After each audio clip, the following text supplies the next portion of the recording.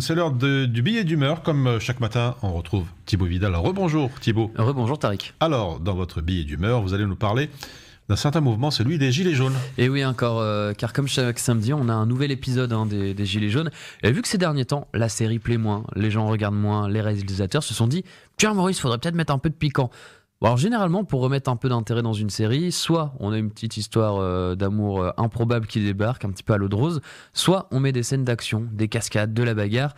Du coup, voir Emmanuel Macron faire des bisous à Éric Drouet, ça aurait pu être sympa, mais je pense que la prod a préféré plutôt en fait miser sur les scènes d'action. Du coup, ils ont essayé d'en mettre plein les yeux aux téléspectateurs, une vingtaine de magasins pillés, 80 enseignes touchées, des affrontements un peu vénères avec la police et des départs de feu dans certains commerces comme le Fouquet's. Et tout ça en appelant à la révolution. Ça, c'est du retournement de situation. On commençait un peu à s'ennuyer en regardant cette série. Non, mais ça commençait un petit peu à tourner en rond. Ils tentaient des trucs, mais c'était pas ça. Les gens prenaient plus. Là, ça nous remet dedans. Quand on regarde la série des Gilets jaunes, on veut de l'action. On est là pour ça. Parce que là, tu sens que l'affrontement final, il arrive. C'est sûr, c'est bientôt fini. Parce qu'il y a eu un tournant. Pour les plus assidus de la série, vous savez que l'opération de com d'Emmanuel Macron, ça s'est terminé. Le grand débat s'est fini la semaine dernière.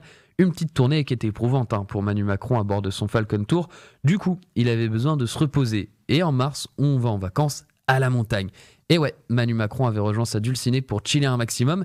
Et comme dans les bons films d'action, quand il y a un problème contre la sécurité nationale, qui c'est qu'on appelle ? On appelle le président. Bon, alors je vous mets un petit peu en scène. Montagne, neige, décor blanc, sapin, petit chalet coupé du monde, raclette, vin blanc. Et là, coup de téléphone.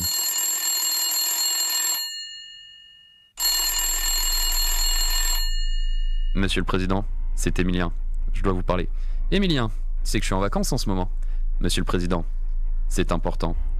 J'espère que t'as une bonne raison pour me couper en pleine raclette, Émilien. Monsieur le Président, ce sont les Gilets jaunes.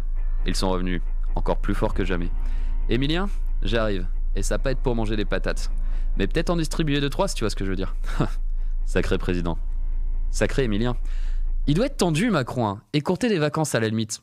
Ça passe. Mais qu'on le coupe pendant qu'il mange sa raclette, ça a dû le vénère. Là, il doit avoir envie de péter les gueules. Et je le comprends un peu. On coupe pas quelqu'un qui mange une raclette, c'est une question de principe. Et puis un combat Macron versus Gilets jaunes. Ça pourrait être stylé en affrontement final. Un samedi, t'as encore un mouvement de foule et derrière la fumée des lacrymos, des jets de pavés, tu vois débarquer Macron. Il enlève sa veste de costume, enlève sa cravate, enlève un bouton de chemise, retrouve ses manches et là, boum, combat, bagarre. Ça serait une fin épique pour la série des Gilets jaunes. Sauf que le problème, c'est que la série des Gilets jaunes, en fait, c'est la réalité. On en est à l'épisode 18 et on le sait, généralement, les suites sont moins bonnes que les premiers épisodes. Et pour le coup, tous les premiers épisodes étaient de type qualitatif. Sauf qu'à force de vouloir en refaire, on sent que les producteurs se sont un peu perdus.